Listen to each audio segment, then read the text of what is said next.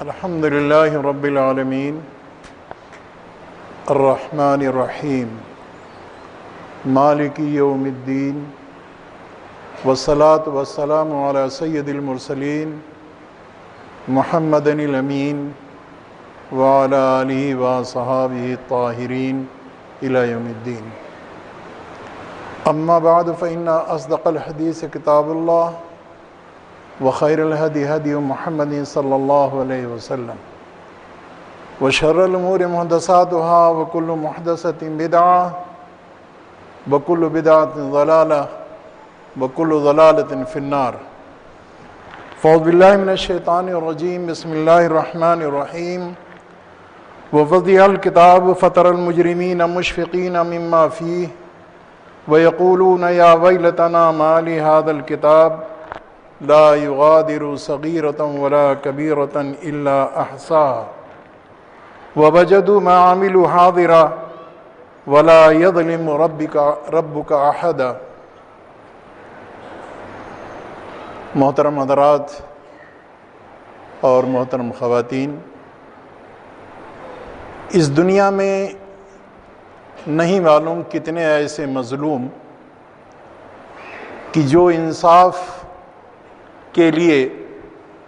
سرگرداں اور پریشان ہیں اور پریشان رہے ہیں، لیکن ان کو اس دنیا میں انصاف نہیں مل سکا، نہیں مل رہا ہے۔ کتنے ایسے لوگ کہ جو صرف اور صرف رضائے رب کے لیے، خدا کی خوشنودی کے لیے انہوں نے اچھے اچھے کام کیے، لیکن دنیا نے ان کے سامنے ایسی رکاوٹیں، ایسی مشکلات اور دشواریاں کھڑی کر دیں کہ ان کی زندگی اجیرن سی ہو گئی۔ آپ جب قرآن پڑھتے ہیں اور قرآن کا مطالعہ کرتے ہیں تو قرآن اس حقیقت سے پردہ اٹھاتا ہے کہ اس روئے زمین پر اشرف ترین، افضل ترین شخصیتیں جن کو نبی اور رسول کہا جاتا ہے، اللہ تبارک و تعالیٰ کے برگزیدہ بندے کہ جن کو اللہ تبارک و تعالیٰ نے معصوم پیدا کیا، لیکن ان کے ساتھ ان کی بھلائی کا، ان کے اعمال خیر کا، انسانیت کے فلاح اور بہبود کے لیے جو انہوں نے پیغام پیش کیا، قوموں نے اس کا جواب دیا وَيَقْتُلُونَ النَّبِيِّينَ بِغَيْرِ الْحَقِّ، نبیوں کو قتل کر دیا گیا۔ آپ سیرت کے جلسوں میں سنتے رہے ہیں اور سنتے رہیں گے کہ نبی رحمت صلی اللہ علیہ وسلم کو مکے کی آبادی میں کتنی اذیتیں پہنچائی گئیں، طائف میں آپ کے ساتھ کیا سلوک کیا گیا، اور جب آپ مدینہ تشریف لے آئے تو کفر اور شرک کے اوپر یقین رکھنے والوں نے آپ کو ستانے کے لیے اور آپ کے مشن کو ناکام بنانے کے لیے کوئی کور کسر باقی نہیں رکھی۔ ظاہر ہے کہ ایک مظلوم، ایک مجبور، ایک ستائے ہوا انسان وہ اپنے آنسوؤں کو پوچھ کر کے اور ایک کنارے بیٹھ کر کے سوچتا ہے کہ یہ زمین اور آسمان کا پیدا کرنے والا کیا دنیا کو اسی کام کے لیے بنایا ہے کہ یہاں کمزوروں کو ستایا جائے اور ان کو یہ کھلی چھٹی مل جائے کہ وہ جو چاہیں سو کریں، ان کا مواخذہ کرنے کے لیے، ان کو گرفت میں لینے کے لیے، ان کے سزاؤں کو نافذ کرنے کے لیے کوئی طاقت، کوئی قوت، کوئی ادارہ نہیں ہے کیا؟ اور سوچ سوچ کر کے اسی ادھیڑ بن میں وہ اس دنیا سے رخصت ہو جاتا ہے۔ اعمال خیر کرنے والے لوگ اس فکر میں رہتے ہیں کہ کم سے کم ان کو دنیا میں جو اچھا کام کر رہے ہیں اگر صلہ نہیں تو کم سے کم رکاوٹ نہ ڈالی جائے، اور ان کے ساتھ وہ کچھ نہ کیا جائے کہ جس کے نتیجے میں ان کی تحریک یا ان کی سرگرمیاں باقی رہیں اور ان کو انجام دیتے ہوئے اپنے خدا کے حضور پہنچیں تاکہ کہہ سکیں اللہ تبارک تعالیٰ جو امانت آپ نے دی تھی اس امانت کا ہم نے حق ادا کر دیا۔ حضرات گرامی، دنیا میں انصاف مہنگا ملتا ہے۔ آج آپ دیکھ رہے ہیں کہ دنیا میں کتنے قاتل، کتنے ظالم، کتنے ڈکٹیٹر اپنے ذہنی سکون کے لیے، اپنے منشا کی تکمیل کے لیے، اپنے عہدہ اور کرسی کے تحفظ کے لیے انسانی جانوں کو جس بے دردی کے ساتھ تلف کر رہے ہیں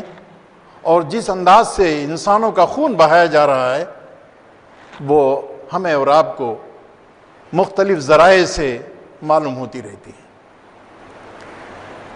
حضرات، اس فکر کو جب آدمی سوچتا ہے اور اس فکر میں غلطہ ہوتا ہے اور اسے تنہائی بیٹھ کر کے غور فکر کرتا ہے، تو اس کا ذہن یہ کہتا ہے کہ ہماری اس مظلومیت کا اور ہمارے ساتھ جو ظلم ہوا ہے، ظالم کو سزا ملنی چاہیے۔ اس دنیا میں اگر اس کو سزا نہیں ملی ہے تو کوئی ایسا وقت ہونا چاہیے کہ جہاں سزا ملے، جہاں اس کو اس کے کیے کا، جہاں اس کے ان بدعمالیوں کا اسے نتیجہ بھگتنا پڑے اور سزا بھگتنا پڑے۔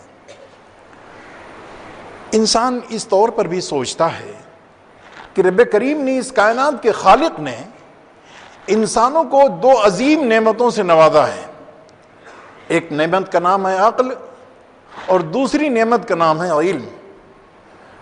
لیکن انسانوں کے علاوہ، انسان اور جنات کے علاوہ، کیا آپ کیڑے مکوڑوں میں بھی علم کی یا عقل کی کوئی کیفیت محسوس کرتے ہیں؟ کیا آپ سانپ اور بچھوؤں میں یا اسی طریقے سے چوپایوں میں، چاہے وہ جسم اور جثے کے اعتبار سے کتنے بڑے ہوں، لیکن اس کے باوجود ان دو نعمتوں سے محروم ہیں؟ انسان سوچنے پر مجبور ہوتا ہے کہ وہ انسان کی جس کو رب کریم نے ان دو عظیم نعمتوں سے نوازا ہے، جس کا نام علم اور عقل ہے، وہ اور ان مخلوقات کو جو دو نعمتیں نہیں دی گئی ہیں، دونوں کا سوچنے کا انداز یکساں ہونا چاہیے کیا؟ اگر ایک جانور یہ سوچتا ہے، جانور کے ذہن میں یہ بات نہیں آتی ہے کہ اگر میں کوئی جرم کروں گا تو مجھ سے پوچھ لیا جائے گا، اس کی جواب دہی کرنی پڑے گی اور اس سلسلے میں ہم سے پوچھا جائے گا، جانور کو اس کی فکر نہیں ہے۔ نہ وہ جانور علم سے فائدہ اٹھاتا ہے، نہ عقل سے کام لیتا ہے۔ کیا آدمی جب سوچنے کے لیے بیٹھتا ہے تو وہ سوچنے پر مجبور ہوتا ہے کہ جس کو اللہ نے عقل اور علم دی وہ، اور جس کو اللہ تبارک تعالیٰ نے علم اور عقل سے محروم رکھا، کوئی حصہ نہیں دیا، دونوں کی زندگی، دونوں کے سوچنے کا انداز، دونوں کے فکر کی کیفیت، دونوں میں یکسانیت ہونی چاہیے کیا؟ اگر ایک انسان عقل رکھنے کے باوجود ظلم و زیادتی کے راہ پر چلتا ہے اور ایک جانور، تو جانور اور انسان میں فرق کیا ہوا؟ اللہ تبارک تعالیٰ نے فرمایا کہ جو لوگ سوچتے نہیں ہیں، عقل رکھنے کے باوجود، علم پانے کے باوجود، بھلے برے کے بیچ فرق و امتیاز نہیں کرتے ہیں، خدا کو خوش کرنے کے لیے اور خدا سے کی ناراضگی سے بچنے کے لیے وہ تدابیر نہیں اختیار کرتے ہیں، اولئک کالانعام، کان ان کے پاس موجود، ان کے پاس دل بھی موجود، ذہن بھی موجود، آنکھ بھی موجود، لیکن اس کے باوجود وہ ان تمام باتوں کے موجود ہونے کے باوجود جانوروں جیسی زندگی گزار رہے ہیں۔ جانور آخرت سے بے خبر، جانور سزا اور صلہ کی امید سے بالکل بے پرواہ۔ اگر ایک انسان بھی ان دو عظیم صفات سے اور عظیم حقائق سے اگر اپنا تعلق نہیں جوڑتا ہے تو اولئک کالانعام بل ہم اضل، وہ تو جانوروں جیسے ہیں، جانوروں سے بھی گئے گزرے ہیں۔ جانور نہ کسی اسکول میں پڑھتا ہے،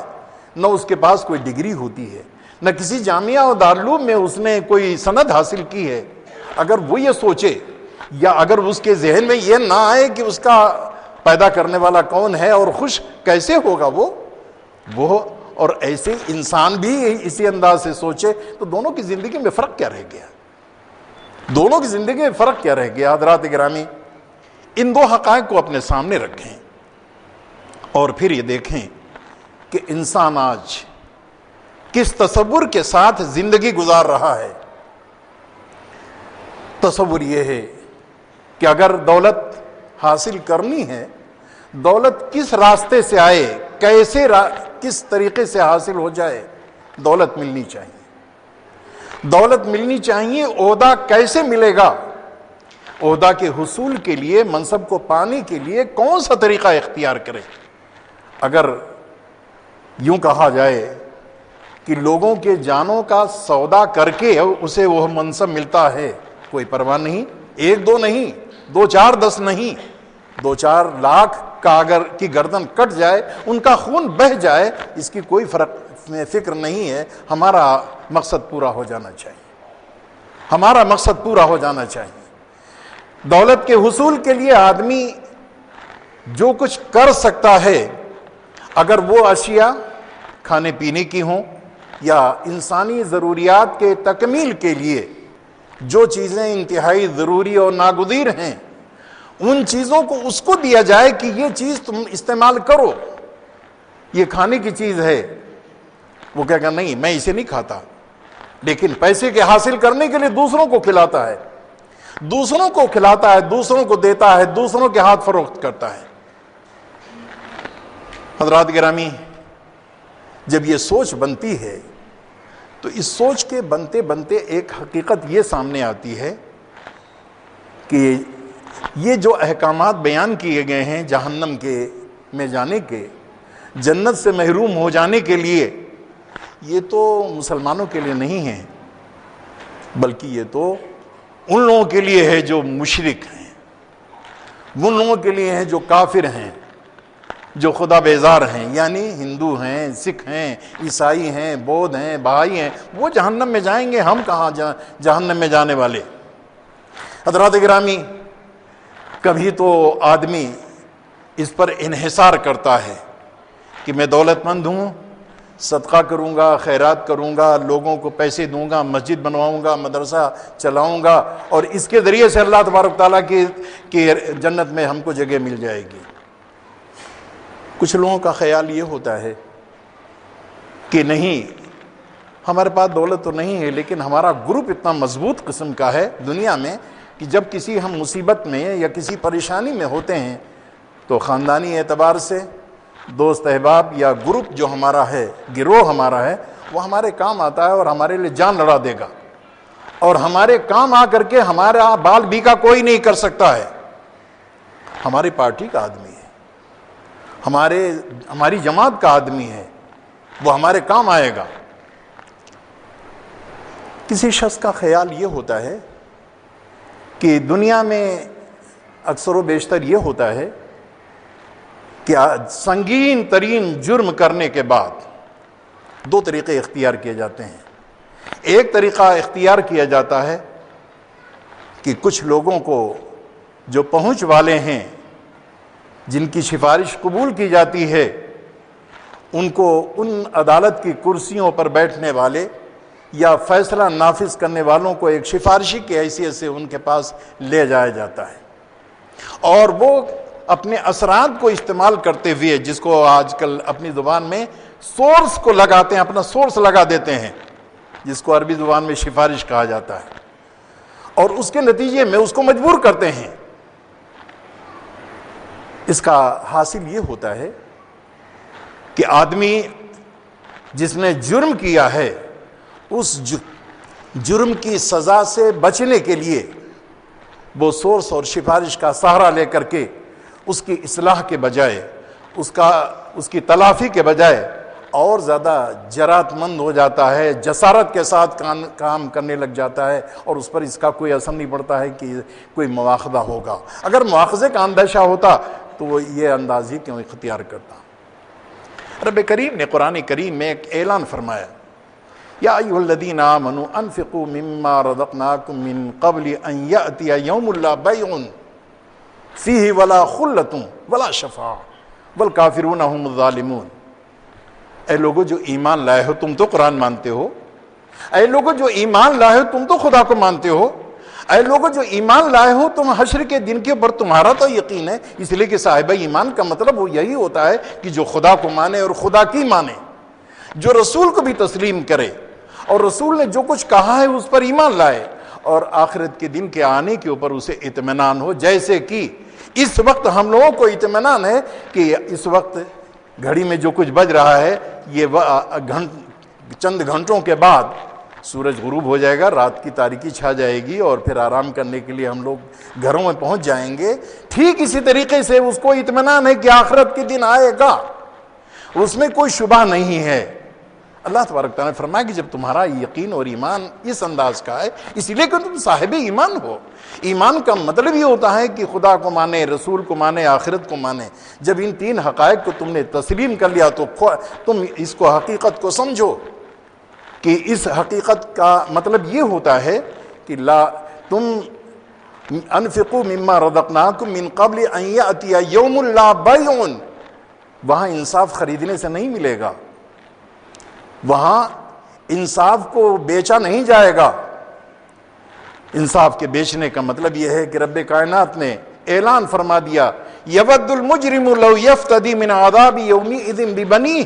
وصاحبتہ واخیہ وفصیلتہ التی تؤویہ ومن فی الارض جميعا ثم ینجیہ۔ کلا، سن لو کتنے ایسے لوگ جنہوں نے دنیا میں جرم کیا ہے، خدا کے احکامات سے سرتابی کی جرم، رسول کے حکم کی نافرمانی کی جرم، آخرت کو بھول کر کے آزادانہ انداز سے زندگی گزاری جرم، جو من میں آیا جو خواہش ہوئی اس کا ارتکاب کیا جرم۔ ایسے لوگ جب سامنے جہنم دہک رہی ہوگی، چنگھاڑ رہی ہوگی، اللہ اپنی حفاظت میں رکھے، اللہ معاف فرمائے ہم لوگوں کو جہنم کی اس کیفیت کو دیکھ کر کے انسان کا پتا پانی ہو رہا ہوگا، اور مجرم یہ چاہے گا کاش کہ اللہ تبارک تعالیٰ آج میرے بدلے میں میرے لخت جگر کو، بیٹوں کو جہنم میں ڈال دے، میری بیوی کو جہنم میں ڈال دے، میرے ماں باپ کو جہنم میں ڈال دے، دنیا جہان کی دولت کو اللہ تبارک تعالیٰ قبول کر لے اور فدیے کے طور پر لے لے، بدلے کے طور پر لے لے، مجھے چھوڑ دے، مجھے چھوڑ دے۔ قرآن کریم سورہ معارج میں پڑھیے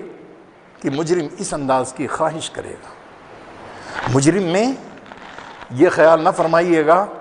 اور یہ تصور جو آج شیطان نے ہمارے اور آپ کے ذہنوں میں انجیکٹ کر دیا ہے اور بسا دیا ہے کہ مجرم کا مطلب مشرک ہوتا ہے،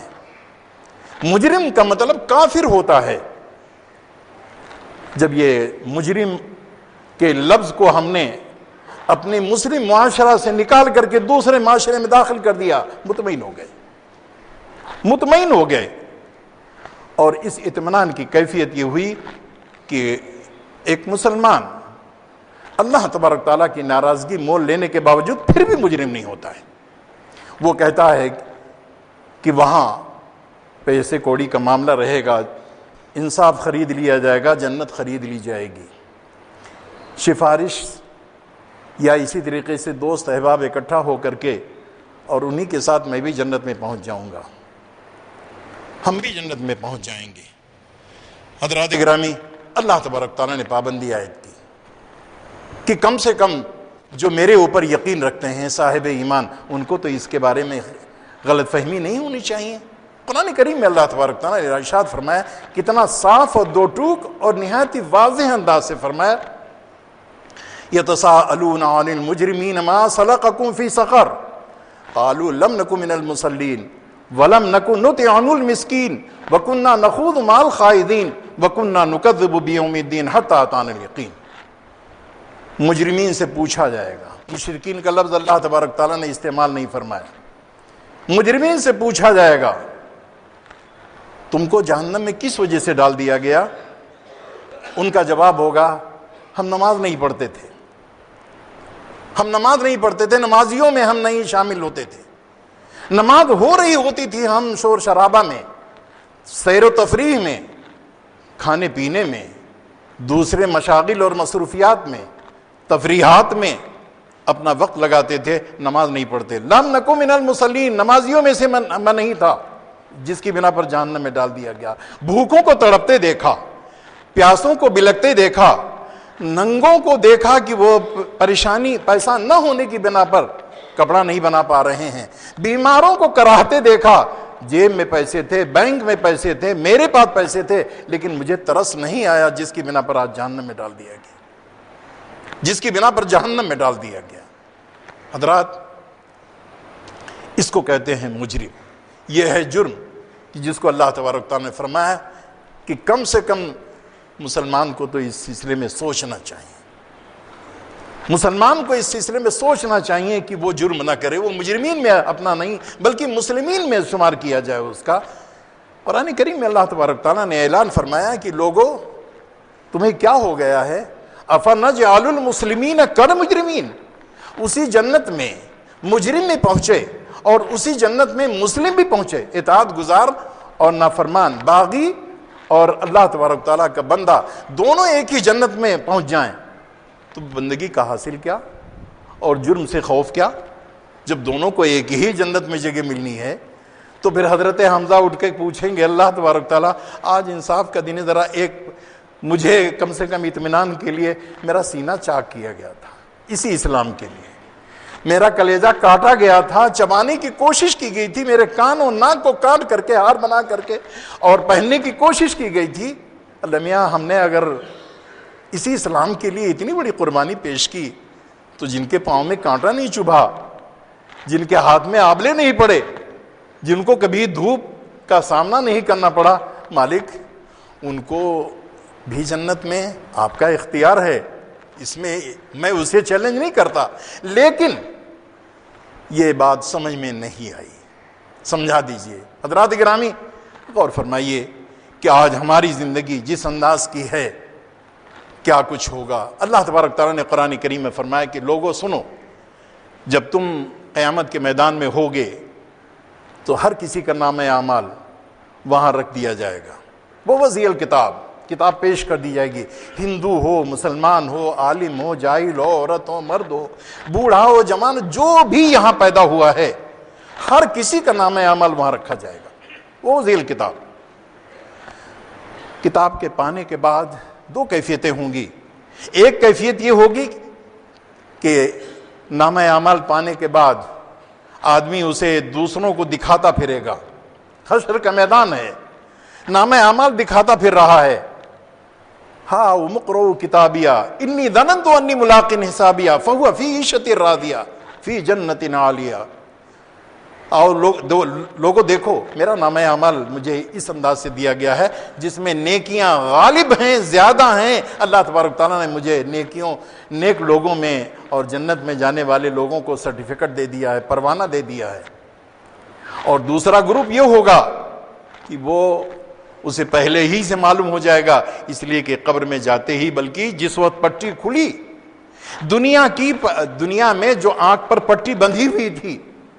आज हम लोगों की आंखों पर पट्टी बंधी हुई है। फरिश्ता देखना चाहे नहीं देख सकते हैं, जन्नत देखना चाहे नहीं देख सकते हैं, जहन्नम देखना चाहे नहीं देख सकते हैं, आलम बरज़ख के मनाजिर को देखना चाहे नहीं देख सकते हैं। लेकिन हम ही और आप होंगे कि नहीं मालूम किसकी आंख की पट्टी कब खुलेगी। फ़कशफ़ना अन्का ग़िताअका फ़बसरुका अल-यौमा हदीद। पट्टी जब खोल दी जाएगी, फरिश्तों को आप देखेंगे, उनसे गुफ्तगू आपकी होगी, और जन्नत के मनाजिर और जन्नत के उन तमाम नेमतों को देखने का मौका मिलेगा। फ़कशफ़ना अन्का ग़िताअका फ़बसरुका अल-यौमा हदीद। अल्लाह तबारक तआला ने फरमाया कि उस दिन के ताल्लुक़ से तुम्हें जब किताब रखी जाएगी तो इंसान कब्र ही से समझ जाएगा कि हमारा हाल ठीक नहीं होने वाला है। कब्र ही में जो सज़ा मिलने लगी थी उससे यही अंदाज़ा हुआ, अपना हाथ पीछे कर लेगा ताकि हाथ में उसको नामे आमाल न दिया जाए। फ़अम्मा मन ऊतिया किताबहु बिशिमालिही फ़यक़ूलु या लैतनी लम ऊता किताबिया। वअम्मा मन ऊतिया किताबहु वराअ ज़हरिही, पीठ के पीछे से नाम अमल दिया जा रहा है, आगे से नहीं ले रहा है। लोग देख लेंगे, हथकड़ी देख लेंगे, बदनामी होगी, इनके नाम अमल को इनके दाहिने हाथ में नहीं, गोया कि ये मुजरिम हैं, इनको जहन्नम में डाला जाएगा। हज़रात, अल्लाह तबारक तआला ने फरमाया कि जब آج کا دندناتا ہوا مجرم، پیسوں کے بلبوتے پر جرم کو چھپانے والا مجرم، وہ چاہے مسلمانوں کے گھر پیدا ہوا ہو یا کسی اور قوم میں اور کسی اور مذہب اور تہذیب کا آدمی ہو، جب وہاں نام اعمال کو دیکھے گا سر پیٹ لے گا اپنا۔ مالی حاضر کتاب، کیا ہو گیا اس کتاب کو؟ اس نے نہ چھوٹے گناہ کو چھوڑا ہے کہ اس درج نہ کیا گیا ہو، نہ بڑے گناہ کو چھوڑا ہے کہ درج نہ کیا گیا ہو۔ مالی حاضر کتاب لا یغادر صغیرۃ ولا کبیرۃ الا احصاها، سارے گناہوں کو درج کر دیا گیا ہے اس میں۔ رات کی تنہائی میں اکیلے میں نے یہ جرم کیا تھا، کوئی دیکھ نہیں رہا تھا، لیکن یہاں کتاب میں وہ چیز لکھی موجود ہے۔ یہ میرے شامت اعمال اور میری کمبختی ہے کہ میں نے اس وقت اگر عقل کے ناخن لیے ہوتے تو آج یہ نوبت نہیں آتی۔ حضرات گرامی، رات کے تنہائی میں خدا دیکھ رہا ہے، دن کے اجالے میں بھی دیکھ رہا ہے، تنہائی میں بھی دیکھ رہا ہے، مجمع عام میں بھی خدا دیکھ رہا ہے۔ ایسے خدا کو چڑھانا، ایسے خدا کی بغاوت کرنا کہ جو بصیر ہے، جو علیم ہے، جو خبیر ہے، جو سمیع ہے، اس کو اس کے سامنے اس کی بغاوت کرنا، کون آدمی ہے کہ اگر پتا ہو کہ اس مسجد میں CID کے 2-4 لوگ بیٹھے ہوئے ہیں تو آدمی ذرا سوچ سمجھ کے داہنے بائیں دیکھ بھال کر کے اور مسجد میں قدم رکھے گا۔ اور پولیس والے اگر اپنے وردی میں یہاں چاروں طرف گھیر لیں تو معلوم ہوا کہ کتنے لوگ ایسے ہوں گے کہ وہ راستہ تلاش کریں کدھر سے نکل جائیں۔ اگر انسان کی گرفت سے بچنے کے لیے یہ تدبیر اختیار کرتا ہے تو کیا وجہ ہے کہ اللہ کے سمیع ہونے پر اور اللہ کے بصیر ہونے پر اور اللہ کے خبیر ہونے پر آدمی کو ایمان بھی ہو اور اس کے سامنے آدمی گناہ بھی کرے؟ کیا ہے؟ کیسا ایمان ہے؟ کیا کیفیت ہے؟ اللہ تبارک تعالیٰ نے فرمایا کہ جب تم نے یہ جرات اور یہ ہمت دکھائی ہے، دیکھو اپنا گناہ۔ حضرات گرامی، اللہ تبارک تعالیٰ نے قرآن حکیم میں فرمایا حتی اذا ما جاؤوها شہد علیہم سمعهم وابصارهم وجلودهم بما كانوا يعملون وقالوا لجلودهم لما شهدتم علينا قالوا انطقنا الله الذي انطق كل شيء وهو خلقكم اول مرة وإليه ترجعون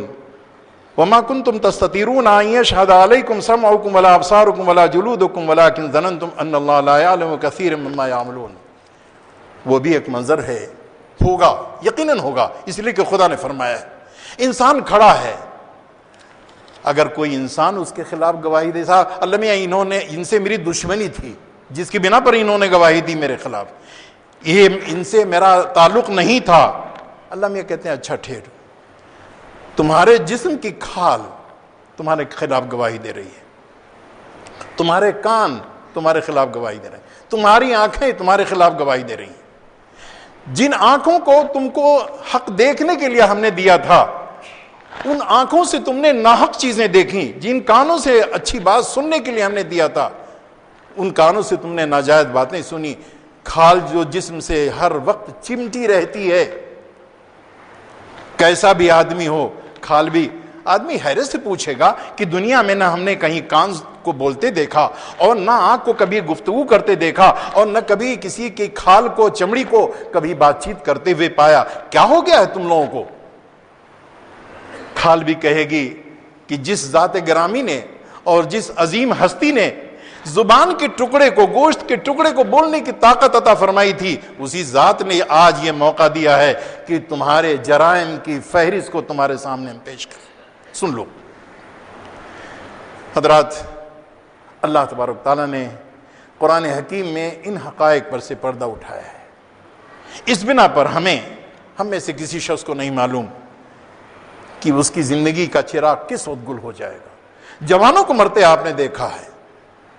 بوڑھوں کو آخری ہچکی لیتے دیکھا آپ نے، بچے آپ کے گود میں ایک دفعہ ہچکی لیتے ہیں اور روانہ ہو جاتے ہیں۔ اس لیے اللہ تبارک تعالیٰ نے انسانوں سے کہا کہ ایسی ناپائیدار زندگی کے بارے میں تم اتنا اطمینان کہ دیکھا جائے گا، جوان مطمئن ہے کہ دیکھا جائے گا، بوڑھا ابھی بہت باقی ہے، ابھی بہت باقی ہے۔ اس لیے ہمیں اور آپ کو اس سلسلے میں توجہ کرنی چاہیے، اور توجہ کا مطلب یہ ہے کہ ہم مجرمین میں اپنا نام نہ لکھوائیں بلکہ مسلمین میں ہمارا شمار کر لیا جائے، ہم خدا کے باغی نہ بنیں بلکہ خدا کی بندگی کے لیے آگے بڑھیں۔ اللہ تبارک تعالیٰ کی آسمان کے نیچے اور زمین کے اوپر دونوں قسم کے انسان پائے جاتے ہیں، نہ باغی کے لیے کوئی پابندی ہے کہ ان کی گردن مار دی جاتی ہو، اور نہ اللہ تبارک تعالیٰ کی بندگی کرنے والوں کے لیے ایسی کوئی پابندی ہے۔ بندگی کرنے والے بھی خوش رہتے ہیں، چاہے ان کو پھانسی کے تختے پر کھڑا کر دیا جائے وہاں بھی مسکراتے ہیں وہ، اور ان کی زبان سے جملہ نکلتا ہے فزت برب الکعبہ، گلے میں پھندا ڈالا جا رہا ہے پھانسی کا، اور ان کی زبان سے نکلتا ہے فزت برب الکعبہ، رب کعبہ کی قسم کہ ہم کامیاب ہو گئے۔ ان سے ان کی خوشی کے بارے میں پوچھا جائے۔ جنت میں پہنچنے کے بعد اللہ میاں سے جو لوگ اپنی گردن کٹائے ہوئے ہیں اس دنیا میں دین کے خاطر رب کی رضا کے لیے، اللہ میں دنیا میں بھیج دیجیے، آپ دنیا میں کیا کرو گے جا کر کے؟ اللہ میں پھر سے شہید ہونا چاہتے ہیں۔ اگر وہ دکھ کی بات ہوتی تو دوبارہ دنیا میں شہادت کے لیے کاہے کے لیے کوئی تمنا کرتا؟ اس کا مطلب ہے کہ اس میں بڑا لطف آتا ہے، بڑی لذت ہوتی ہے، دیکھنے والوں کو اذیت ہوتی ہے لیکن اپنا جان کا نذرانہ پیش کرنے والوں کو اس سے راحت ہوتی ہے اور اس سے مسرت ہوتی ہے۔ اللہ تبارک تعالیٰ ہمیں اور آپ کو اپنے اوقات کو، اپنی صلاحیتوں کو، اپنے جذبات اور احساسات کو، اپنے مال اور اپنی تمام قوتوں کو اللہ تبارک تعالیٰ اپنے منشا کے مطابق خرچ کرنے اور صرف کرنے کی توفیق عطا فرمائے۔